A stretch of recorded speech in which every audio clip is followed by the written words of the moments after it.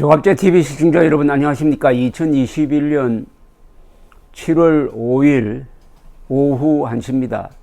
지금 진행되고 있는 재판 중에서 도저히 이해가 안 되는 재판이 한두 개가 아닌데, 그 중에 박근혜 이명박 전 대통령 재판만큼 중요한 재판이 하나 있습니다. 역대 국정원장에 대한 재판입니다. 역대 국정원장 4사람이 구속 기소되었습니다. 구속 재판을 받았습니다. 원세훈 이명박 대통령 때의 국정원장입니다. 그리고 박근혜 대통령 시절의 새 국정원장 남재준, 이병기, 이병호, 이 4사람이 여러 죄목으로 재판을 받았습니다. 그런데 지금 현재 이병기, 이병호 두 분은 재판이 길어져서 지금 구속이 잠시 정지되고 바깥에 나와 있습니다. 그런데 이병기 그리고 남재준, 이병호 세 분에게 적용된 이 혐의가 공통적으로 뭐가 있느냐 하면은 국정원의 예산을 박근혜 대통령에게 제공했다. 요게 국고손실죄에 해당한다. 요게 핵심입니다. 그리고 국고손실죄에 해당하려면 이 세 분이 회계 직원이어야 되는데, 회계 직원이 아니라는 게 통설인데, 대법원은 회계 직원이라고 해가지고 지금 징역형을 선고해 놓고 아마 며칠 안으로 대법원 또 확정 판결이 나오게 되어 있습니다. 이 세 분 중에서 가장 강력하게 끈질기게 논리적으로 이 대법원의 판결에 이 반박을 하고 있는 분은 이병호 국정원장입니다. 이병호 국정원장은 이 정보부 시절부터 정보부, 안기부, 국정원을 거치면서 우리나라에서 키워낸 참 훌륭한 정보맨입니다. 이 정보맨을 한 사람 제대로 키워낸다는 것은 국가적 자산입니다. 이분은 1940년생이니까 벌써 81살인데 경복고등학교를 졸업하고 육사 19기 출신이고 월남에 참전했고 대령으로 예편했으며 정보부, 안기부, 국정원을 공사, 차장, 그리고 잠시 대사도 지냈습니다. 그리고 원장, 2015년부터 2017년까지 원장으로 재직을 했고, 이분은 그야말로 정치에 관여한다든지 누구를 뒷조사하는 이런 일에 손대지 않고 오로지 북한 노동당 정권만 바라보면서 정보맨 생활을 해온 분입니다. 이분이 계셨던 2015년, 2017년 사이에 우리 국정원이 제대로 북한 노동당 정권을 붕괴시키고 김정은을 쫓아내기 위한 공작을 했습니다. 그러니까 김정은이가 이병호 원장을 아주 테러 대상으로 지정을 해가지고 괴롭혔습니다. 그런데 어찌하여 문재인 정권에 들어서서 역대 국정원장 4사람이 다 구속되느냐. 이런 일은 반공국가에서는 있을 수가 없고, 어떤 정상적인 국가에서도 국가정보기관장을 이렇게 다루는 나라는 단연코 없습니다. 다만 예외가 있죠. 이분들이 역적 모의를 해가지고 북한 노동당 정권과 손을 잡고 대한민국을 뒤엎으려고 했을 경우에는 해당됩니다. 그 이외에는 국가정보기관장을 이렇게 다루지 않습니다. 국가정보기관은 비밀기관입니다. 그리고 적과 싸우는 기관입니다. 그리고 합법과 비합법을 오고 가는 기관입니다. 법을 지켜서 적과 싸우라고 할 수가 있겠습니까? 적과 싸우는데 그게 법의 영역입니까? 법의 영역이면 살인을 못하게 하니까 적군을 쏘면 안 되죠. 마찬가지로 정보기관은 어떤 자국의 안전을 위협하는 상대를 암살합니다. 근데 그 암살하지 마라 하면은 정보기관 노릇 제대로 할 수가 있습니까? 아니고 암살할 때 허가 받아가지고 저 국회 동의도 받아서 하라. 이렇게 되면 정보기관이 활동할 수가 있습니까? 더구나 상대인 북한 노동당 정권은 역대 우리나라 대통령 중에서 전두환, 박정희 대통령을 죽이기 위해서 여러 차례 암살단을 보낸 이런 적을 상대하면서 법대로 할 수가 있습니까? 원래 국가정보기관은 법의 통제를 받지 않습니다. 받더라도 포괄적으로 받습니다. 우리와 비교되는 이스라엘의 모사드를 규제하는 법이 없습니다. 우리는 지금 국가정보원이나 안기부나 정보부가 모사드가 하는 역할을 그대로 하고 있는 겁니다. 그런데 어찌 해가지고 지금 상식적으로 이해되지 않는 죄목으로 이 네 사람을 감옥에 보냈느냐? 누구 좋아라고 한 거냐? 누구 좋아라고 이렇게 하느냐? 누구 좋아라고 이렇게 무리를 하느냐? 이렇게 문제를 제기할 수가 있는데, 이병호 전 원장이 몇 차례 탄원서를 냈습니다. 이 탄원서는 정말 잘 쓴 겁니다. 왜 잘 썼느냐? 이 탄원서를 통해서 배우는 게 많습니다. 특히 이 정보기관이 어떤 역할을 해야 되느냐? 더구나 뚜렷한 명백하고 현존하는 적과 대처하고 있는 대한민국의 정보기관은 모사드처럼 일을 해야 하는데 얼마나 정치 권력이 여기에 제동을 걸고 있고, 더구나 김정은과 싸웠다고 해가지고 이 내 정보기관장을 이렇게 다룰 수 있느냐 하는 것은 울분을 이성적으로 정리해가지고 쓴 단원서를 몇 달 전에도 제가 한 5번에 걸쳐서 제가 소개를 해드렸는데, 이제 대부분의 확정 판결이 다가왔는데 마지막으로 이분이 이 마지막이 될 단원서를 저에게 이메일로 보내고, 물론 대법원에 제출한 겁니다만은 제가 이걸 읽어보고 울분이 사무쳐서 꼭 소개를 해드려야 되겠다는 판단을 했습니다. 이병호 원장은 이렇게 시작합니다. 세 번째로 단원의 글을 올립니다. 그만큼 제 사건과 관련하여 말씀드릴 소견이 많기 때문입니다. 양승태 전 대법원장의 지적대로 적폐청산은 광풍이었습니다. 그 광풍은 국정원장 3명을 감옥에 보내는 헌정사상 초유의 사건을 만들었습니다.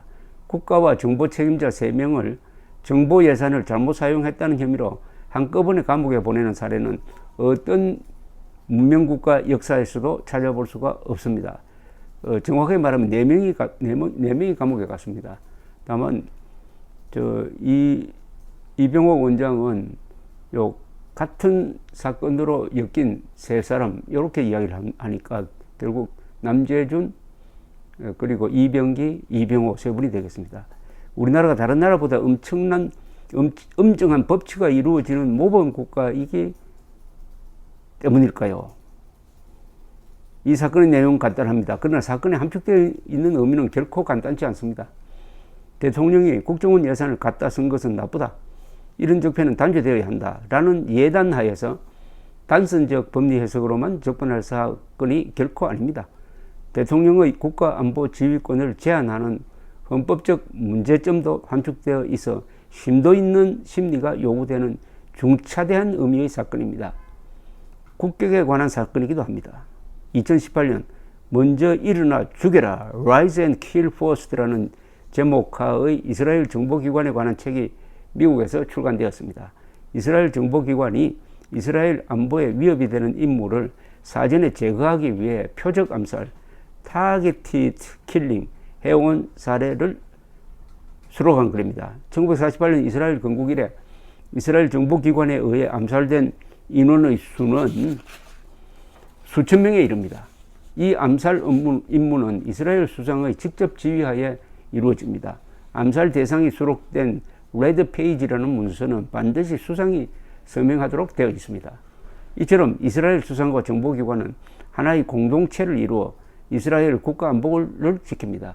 우리나라도 마찬가지로 대통령과 국정원은 국가 안보를 위해 한 팀인 공동체 관계입니다. 이 책 589쪽에 당시 이스라엘 수상인 샤론이 모사드 부장에게 지시한 사례가 등장하는데 이를 간략하게 소개합니다.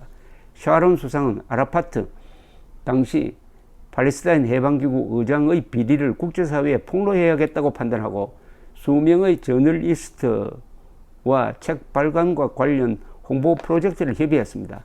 당시 아라파트는 미국 지원을 받는 중동 평화의 상징적인 인물로 암살할 때 엄청난 역풍을 우려해야 하는 상황이었습니다. 그 때문에 암살보다는 비리 폭로를 통해서 아라파트의 국제적 영향력을 실추시키는 프로젝트를 추진한 것입니다. 이와 관련하여 샤론 수상은 모사드 부장에게 배당된 비밀 자금을 전용해서 이 프로젝트 비용을 지원하라는 지시를 내립니다. 샤론 수상의 지시는 누구도 문제 삼지 않았습니다. 어떤 비난도 없었습니다. 모사드 부장 사례에서 보듯이 전 세계 모든 정보기관장은 자신의 비밀리에 집행할 수 있는 비밀 자금을 가지고 있습니다. 자신이 비밀리에 집행할 수 있는 국정원장이 가지고 있는 특별사업비가 이에 해당됩니다. 국정원장 특별사업비는 국가안보 업무에 사용하는 사업 예산이라고 포괄적으로 규정되어 있습니다. 다른 어떤 세부 사용 규정이나 지침이 없습니다. 이 규정에 따르면 국정원장 사업비는 현 시점에서는 특정할 수 없지만 장차 발생할 수 있는 국가안보 업무 수요에 대비하는 예비비적 성격의 예산입니다. 다른 나라 정보기관장의 비밀자금도 같은 성격입니다. 반면 박근혜 전 대통령의 지시는 샤론 수상의 지시와 같은 맥락의 지시임에도 불구하고 형사처벌의 대상이 되었습니다. 때문에 3명의 국정원장이 모두 감옥에 갔습니다.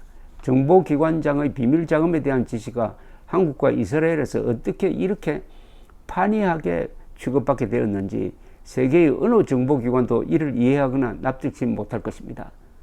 세계 모든 정보기관의 공통적으로 적용되는 정보운영 상식과는 너무 동떨어진 현상이기 때문입니다. 이에 대해 혹자는 박근혜 전 대통령의 지시는 샤론 수상 지시와 다르다. 샤론 수상의 지시는 그 사용 용도가 이스라엘의 국가안보와 직결되어 있으나 박 대통령의 지시는 국가안보와 관련이 없다. 정보 예산을 청와대에 지원하라는 행정적 성격의 지시다. 따라서 이 지시는 국가정보 예산을 남용한 국고손실 범죄다. 국정원장들은 대통령의 지시라 해도 국가안보 업무와 관련이 없는 지시를 따지지 않고 따랐기 때문에 공범자들이다. 국정원 예산을 용도 외 사용한 것이다 라고 반론할지도 모르겠습니다. 그러나 이러한 반론에는 다음과 같은 근원적인 문제점이 있습니다. 1. 대통령은 국정원 예산을 지휘할 수 있는 권한이 없는가? 2. 박근혜 전 대통령의 지시가 국가안보와 전혀 무관하다고 단정할 수 있나? 3. 대통령의 지시를 따른 국정원장들에게 형사법적 책임을 물을 수 있나? 대통령은 국가안보 수호자로서의 헌법적 책무를 지고 있습니다. 대통령은 나라의 유일한 대체 불가능한 궁극적 국가안보 책임자입니다. 이 책무를 수행하기 위해 대통령은 2가지 특별한 장치를 가지고 있습니다. 군 통수권과 국가정보기관입니다. 물론 다른 정부 부처도 국가안보와 유관되어 있습니다만 이 2가지 장치는 대통령이 국가안보를 위해 직접 활용하는 특수한 장치입니다. 이는 모든 나라가 공통적으로 운영하고 있는 국가안보 체계입니다. 우리나라의 경우 이런 국가안보 체계를 법적으로 구체화하여 국정원은 대통령 직속기관으로 하고 국정원은 대통령의 지시와 감독을 받는다라고 규정하고 있습니다. 이 법에 따라 대통령은 인사, 편제를 포함 국정원의 운영 전반을 직접 지휘 감독하고 있습니다. 이런 국정원에 대한 지휘권은 헌법이 보장한 대통령의 총체적인 국가안보 지휘권의 일환입니다. 국정원 자금을 청와대에 지원하라는 박근혜 전 대통령의 지시는 국정원을 지휘하는 대통령의 합법적 권한에서 비롯된 것입니다. 이게 핵심입니다. 이병호 원장이 국정원 자금을 20억 정도 되는 국정원 자금을 청와대에 제공한 것은 박근혜 전 대통령의 지시에 따른 것이고 과거에도 그러했습니다. 과거에도 그러했습니다. 관례에 따른 것이었습니다. 이것이 왜 죄가 되느냐? 이것이 왜 죄가 되느냐 하는 것을 따지고 있습니다. 지금 대법원은 국정원 예산에 대한 대통령의 지시가 국고 손실을 가져온 범죄라고 판결했습니다. 결과적으로 이 판결은 국정원에 대한 대통령의 지휘권 중 예산 지휘는 안 된다는 제한을 간 것입니다. 헌법이 보장하고 있는 대통령의 총체적 국가안보 지휘권에 제한을 가한 형국이 된 것입니다. 물론 박근혜 전 대통령이 국정원 예산을 청와대로 전용토록 지시한 후 이 자금을 개인적으로 착복했음이 분명하다면 이는 범죄일 것입니다. 이론의 여지가 없습니다. 그러나 지시 자체가 대통령이 할 수 없는 불법적인 지시라고는 할 수 없습니다. 결국 대통령이 돈을 어떻게 사용했는가가 범죄냐 아니냐를 결정하는 관건일 것입니다. 저는 박근혜 전 대통령이 이 자금을 어떻게 사용되었는지 제대로 조사가 되지 않은 것으로 알고 있습니다. 만약 이 자금이 대통령만이 아는 외교 업무나 주한미군 장병을 포함한 안보 관계자에 대한 경력금 또는 샤론 수상의 조치와 비슷하게 북한의 실상을 폭로하는 프로젝트 추진 등으로 사용되었다면 과연 이를 국가안보와 무관하다고 할 수 있을까요? 국고 손실이라고 할 수 있을까요? 지분된 자금 전부가 사적 용도로 쓰여졌을까요? 이 중 최소한 일부는 국가안보를 위해 쓰여지지 않았을까요? 여기서 일단 끝내고 계속 기니까 소개를 해드리겠습니다. 요것만 기억하시면 됩니다. 왜? 김정은이가 그렇게 싫어하는 국정원장을 골라서 감옥에 집어넣었느냐? 지금 음지에서 북한 노동당 정권과 싸워서 대한민국 국민들이 자유와 번영을 누릴 수 있도록 하는 이 악역을 담당하고 있는 이 국정원을 말도 안 되는 법리를 동원해 가지고 그 국정원장을 징역형에 처하는 이게 어디서 출발한 거냐? 그 원인이 어디냐? 과거에 관행대로 했던 것은 처벌을 안 하고 박근혜 정부 시절의 새 국정원장을 표적으로 삼아 이렇게 무리하게 하는 그 이유가 어디서 나온 거냐? 이것은 이 집권 세력의 가치관에서 나오는 거죠. 이 집권 세력이 어떤 집권 세력입니까? 청와대를 지키고 있는 문재인 대통령은 김일성주의자 신정복을 존경한다고 하고, 더불어민주당이라는 장명은 신정복이가 지어주었다고 자랑하고, 최근에는 국정원 원훈석에 영혼이 깃든 글을 새기면서 신정복의 글씨체를 쓴, 그래하여 김일성 정신을 신정복을 매개로 해가지고 국정원 앞마당에 불러들인 문재인, 박지원 이런 사람들이 잡고 있는 이 정권이 누굴 적으로 보느냐? 김정은을 주적으로 보지 않으니까 저절로 그 김정은과 싸웠던 새 국정원장을 적으로 보고 있다. 그래서 그 영향을 받고 있는 대법원이나 판사들이 법을 이렇게 왜곡 적용하고 있다. 이게 핵심 중 핵심이죠. 계속해서 소개해 드리겠습니다. 감사합니다.